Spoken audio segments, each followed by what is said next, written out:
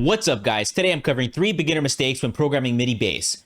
And if you're doing any one of these 3 mistakes, your MIDI bass is not living up to its full potential. And stick to the end where I share a 4th secret tip to take it to the next level. So mistake number 1 is having bad velocity settings. I find that there's 2 things that tend to happen. Either the velocities are always around at 100 or they're completely maxed out at 127. Here's an example I have from a client where they just left the MIDIs with no variation between the notes.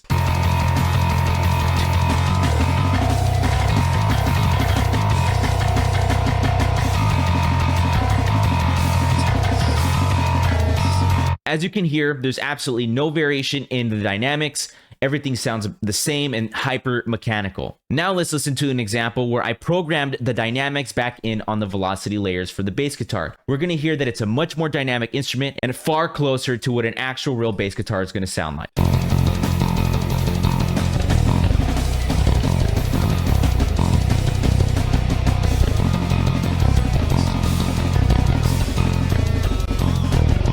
Absolutely completely different vibe. It sounds like an actual human is having dynamics while they're picking the instrument. So this is mistake number 1, is having bad velocity settings. Mistake number 2 that beginners make when programming MIDI bass is not varying the timing on their bass. Now, this is something that I was guilty of. All I would ever do is just do the velocity settings without really worrying about the timing until I kind of found that the bass guitar sounded like the Terminator. He was so on the grid that I always sounded like I was off the grid when I was tracking my guitars. So to remedy this, I started to input the randomization on the timing. So now let's take a listen to the same example with the velocity settings, but with all the timing removed.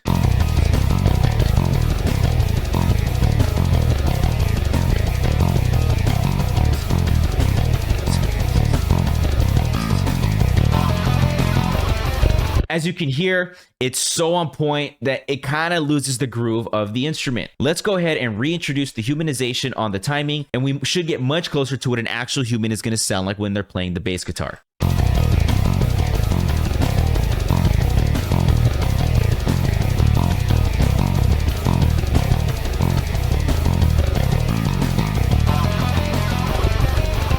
That sounds infinitely better and sounds much more realistic than what we had before. So even just covering those 2 mistakes already gets you about 90% of the result. Again, that's going to be covering your velocity by making them more human and as well as the timing. But to take it to the next level and to make it sound absolutely real, we have to avoid mistake number 3, which is not programming articulations. Okay, here is a different song. And in this section, there is a part where the notes are being played almost like an arpeggio. Let's go ahead and take a listen to how this sounds without any articulations being played.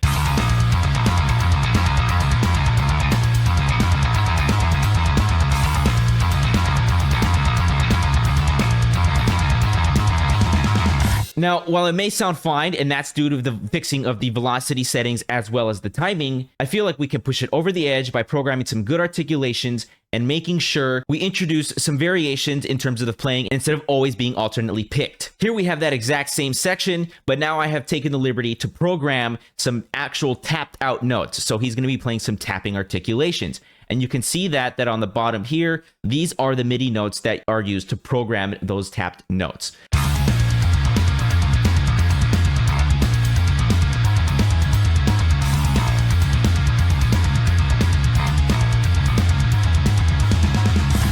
Much better. This sounds totally believable. I would be very hard pressed to believe that this is fake if no one had told me that it wasn't MIDI bass. And to thank you guys for sticking around this long, I am going to show you one final secret move. So tip number 4 is going to be automating the fret markers on your bass guitar. So using this same exact example, you can see here that I have automated the fret markers of where I would prefer the fret to be played on the bass guitar. Without doing that, it's going to just default to the default positions on the fretboard. However, I wanted it to have a much more different feel to it. So by programming where I would like the notes to be played on the fretboard, I'm giving an even greater variation, allowing for a much more realistic performance. Let's take a quick listen to tip number 4 in action.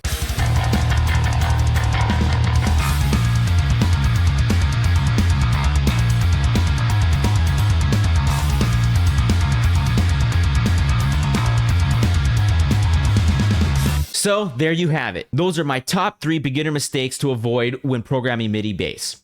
And if you stuck around this long, I do want to mention I am taking coaching clients right now to help out anyone that wants to elevate their music production game.